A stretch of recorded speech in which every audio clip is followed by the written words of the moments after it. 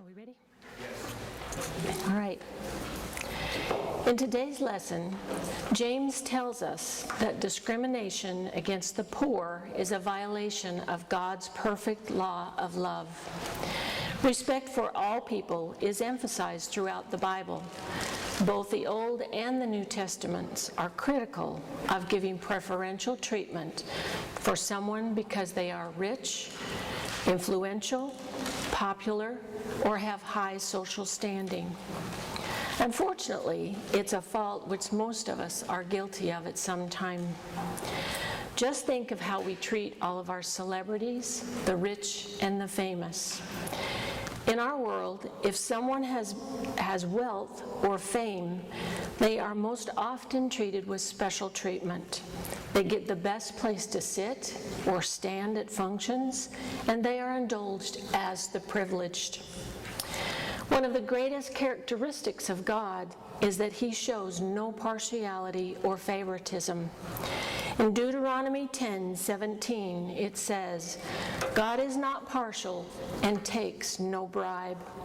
And in Acts 10, He says, I now realize how true it is that God does not show favoritism, but accepts men from every nation who fear Him and do what is right.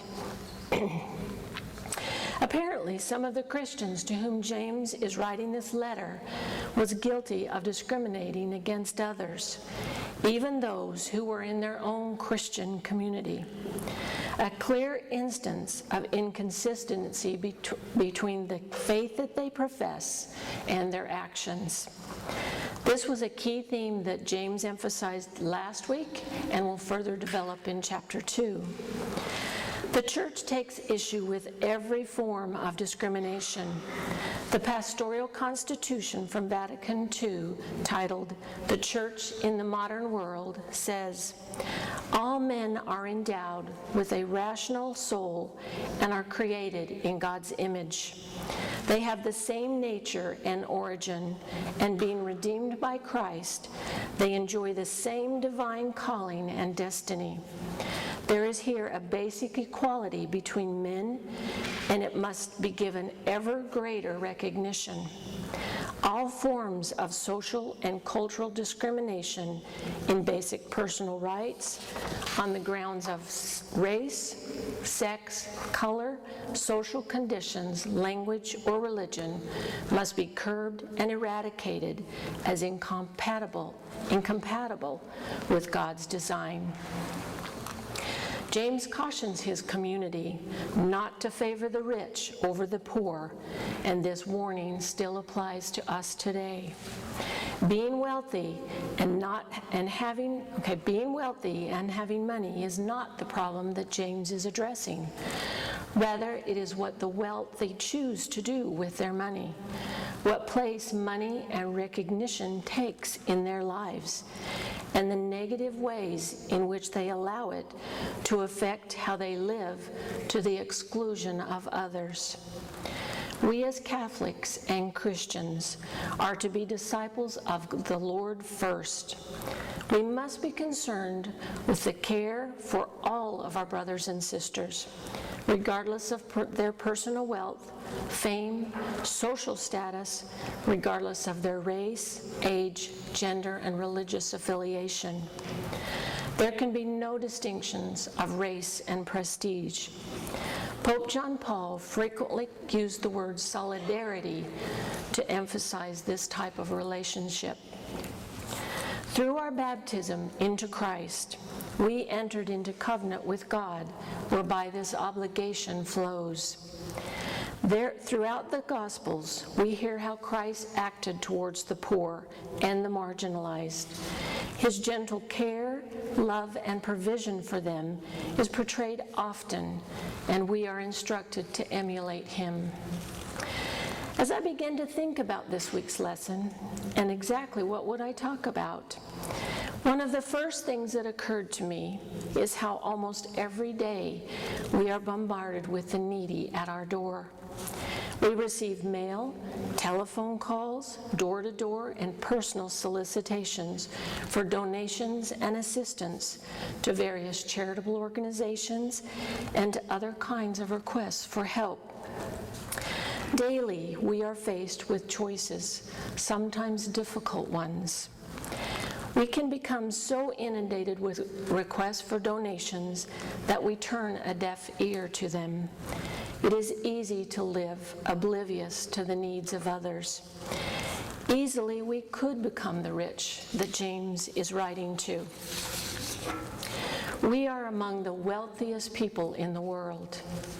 I'm sure many of you have heard these statistics, but in light of today's lesson, they are worth mentioning again. If you have food in the refrigerator, clothes on your back, a roof overhead, and a bed to sleep in, you are richer than 75% of the world. If you have money in the bank, in your wallet, and spare change in a dish, you are among the top 8% of the world's wealthiest. If you have a car, you are among the richest 7%. Do you have a computer? If so, you are in the top 7%. If you have more than $2 a day to survive on, you are among the richest 2%. If you have access to higher education and have a college degree, you are the richest and most blessed 1% of the entire world. Jesus says in Luke 12:48, "From everyone to whom much has been given, much will be required. And from the one to whom much has been entrusted, even more will be demanded." Wow, what a responsibility we have. The next thing that came to my mind is how often treatment of the poor, sick, unborn, and less fortunate is taught in Christianity. It's clear that this message is an extremely important one to the church as well as to all of us. Very early in the church, care for the poor was at the core of their concern. Paul writes in the book of Galatians, "We may disagree about many things, but we must all agree we are to be mindful of the poor." Throughout the Bible, there are numerous teachings of how the poor, the widows, orphans, and all those who are in need of our help are to be treated. All of the Gospels have stories of Christ's life. He was the champion of the poor, and never did he show partiality to any group or one person. He strove always to do the will of his Father. He was also a master teacher in telling and showing others how they must live their daily lives. He often told stories we know as parables. The Gospel of Luke, which we have heard as our gospel reading this past liturgical year, has the greatest number of Christ's parables. In Luke, there are several parables that condemn the lifestyles of those who live in luxury, ignore the plight of the poor and the less fortunate. We recently heard at Mass the parable of the rich man and Lazarus. This wealthy man knew Lazarus. He walked past him every day at his front gate.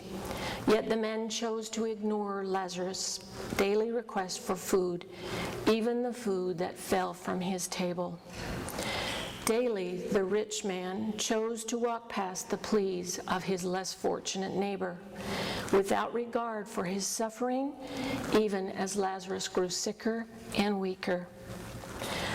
Lazarus symbolizes the poor who are blessed by God, and we are reminded of that in this week's lesson. The rich man represents all those who live in luxury while ignoring or turning a blind eye to the plight of the poor and downtrodden. Father Borski, in his recent pastoral letter about this parable, wrote, It is not the wealth itself that is being condemned, but the self-centeredness and the disregard for others, which are frequently the results of being totally absorbed by the pursuit of material riches. People can come to believe that they have achieved success and wealth all by themselves. They begin to take their blessings for granted and may even think that they are entitled to such a life. We are reminded that such choices have eternal consequences. At the end of this parable about Lazarus, Jesus makes it clear that we are given everything we need to set our values and relationships right. We only need to listen, truly listen, to those whom God puts in our paths every day. In verse 5 of today's lesson, James tells us to listen. We are faced with the question, how does listening open up the insight into the needs of others? Listening well or effective listening involves not being preoccupied, not evaluating and making judgments about the speaker or their message, listening to what is being said without interjecting your own personal thoughts and beliefs. Listening well is how we gain insight into those in need who are at our own door, and then choose how we respond. I have been guilty of not listening well when a request for help came my way. I was at a medical clinic downtown after my doctor's appointment, sitting and waiting for my ride. I distinctly remember this young woman who approached me and said she had not eaten since early that morning and she had no money. Could I buy her lunch? I had recently had foot surgery and was on crutches, and I didn't want to have to walk all the way back down to their cafeteria to buy her food. I also didn't trust that if I gave her money, she would go on her own and buy her lunch. So I didn't give her any money. Shortly after, my ride picked me up, and as we drove off, I looked back and saw her face. I saw then the eyes of Christ. I knew I had failed him when I had ignored her pleas for food, and I vowed that it would never happen again. A few months later, while in Los Angeles, I was approached by an elderly man who asked for money. He said he had 3 grandchildren at home to feed, and could I help him? I said a short prayer and asked God to guide me in helping this man. Then I looked into his eyes. He was an African-American man with the most beautiful clear blue eyes I have ever seen. I was instantly struck. I knew this person was Christ before me. I asked him how much money he needed to feed his family, and then gave him the money. Christ tells us in Matthew's Gospel, "Truly I tell you, just as you did it for one of the least of these who are members of my family, you did it for me." In last week's lesson, we learned to be not only hearers of the word, but doers of the word. Ultimately, when we listen well, we will become more compassionate and caring people, taking every opportunity to reach out and care for those in need. We are called to serve and defend everyone who is marginalized and vulnerable. October is Respect Life Month in the Catholic Church. Pope Benedict made the following statement regarding the importance of all life. Each of us is willed, each of us is loved, and each of us is necessary. Sometimes our nature and desires resist the idea and reality of giving up our own time and plans for the sake of others. It is in the maturing of love in us that transforms us and allows a new and vital exercise of energy on behalf of those who are dependent. from the unborn to the sick, from the disabled to the fragile elderly, and to all those who are neighbor. To catch the fire of God's love focused on each person is an illumination, not a burden for each member of the faithful. The failure to learn sacrificial love results not only in a loss of our understanding and intimacy with the Lord, it also results in an egocentric mess in the world. Moral weakness in living love without measure is a recipe for great harm, even disaster for our own existence here in the world and in our society." End quote. The program the U.S. bishops have put together to help us in living and loving, respecting all life, is called "The Measure of Love is to Love Without Measure." We have many notable role models to remember and to emulate in the love and respect of all life. Mother Teresa and Dorothy Day are just two such role models from recent days. We all know Mother Teresa for her work among the poorest and sickest of Calcutta, India. Dorothy Day helped to establish the Catholic worker movement, a nonviolent passive movement that continues to give aid to the poor and homeless. They began in New York City, and today she has over 100 communities all over the world serving the poor and homeless. Both these women realized that in order to discover Christ and live the gospel message, they had to be willing to acknowledge their own limitations and their littleness, as Mother Teresa called it. It was that realization that led them to lead simple lives devoid of the ordinary comforts that so many of us consider essential, so that nothing would stand in the way of discovering the one who delights in concealing himself in those the world considers worthless. Whether the focus is care for the poor, the hungry, the unborn, sick, or elderly, in God's justice, all are to be treated with the same dignity. As Catholics, we dine at the Eucharistic table. We must become aware that all these issues involve us.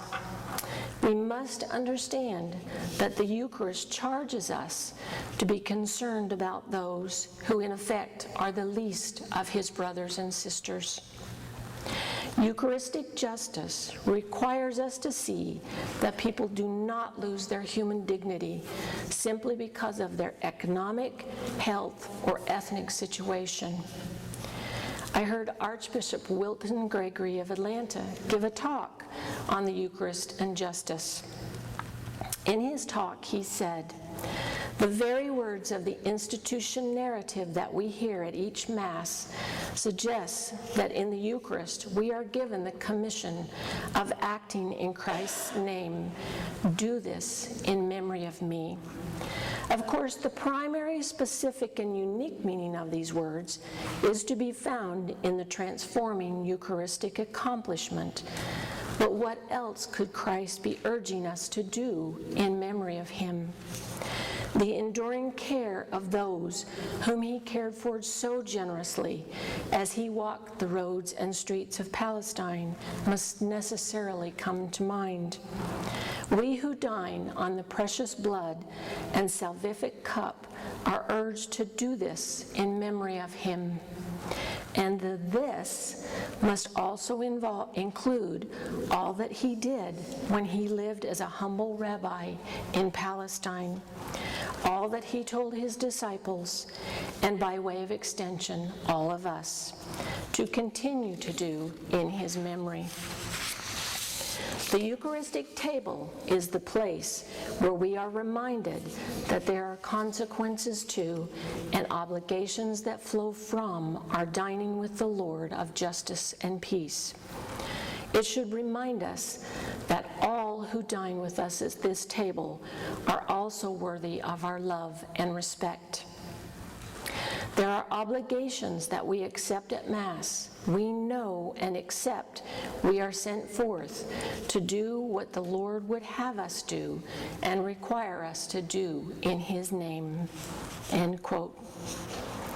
Our very lives must be Eucharistic. At Mass, we come before the Lord to offer Him all we are and all we have. He takes us, blesses us, transforms us into what and who He needs us to become. We are delegated and commissioned to practice the Lord's justice when we leave the Eucharist, when we are sent forth from the table of faith. We go out to share ourselves with the community. We give our time and talents to our neighbors as God has called us to do. At the end of Mass, we hear the words of the priest or deacon, "Go in peace to love and serve the Lord." We are all sent on mission. We are sent to live and to share what we have heard, meditated, sung, and prayed. We have received transforming grace and sacramental nourishment. We are sent on mission to live our baptismal call, to be priest, prophet, and king. Jesus says, "As the Father sent me, so I am sending you." It is to spread the gospel, to share the good news of salvation in Jesus Christ with every man and every woman everywhere. Often the way to share the good news is in service of others, especially to those people whom we have talked about today. St. Francis said, "Preach the gospel daily, use words when only when necessary." Our care and service to the sick, the poor, the marginalized is quietly preaching to them, sharing the gospel message, and offering them hope. We at St. Martha's are so very blessed by God, and we as a parish serve everyone who comes to our door. We do not discriminate or show preference. Our parishioners give generously, and love of neighbor is abundantly evident. We have to date 101 ministries. When we go to meet God face to face, I believe most of us will hear Him say, "Come, you that are blessed by my Father, inherit the kingdom prepared for you from the foundation of the world. For I was hungry, and you gave me food. I was thirsty, and you gave me something to drink. I was stranger, and you welcomed me. I was naked, and you gave me clothing. I was sick, and you took care of me. I was in prison, and you visited me." And finally, He will say to us, "Come, well done, my good and faithful servant." Thank you.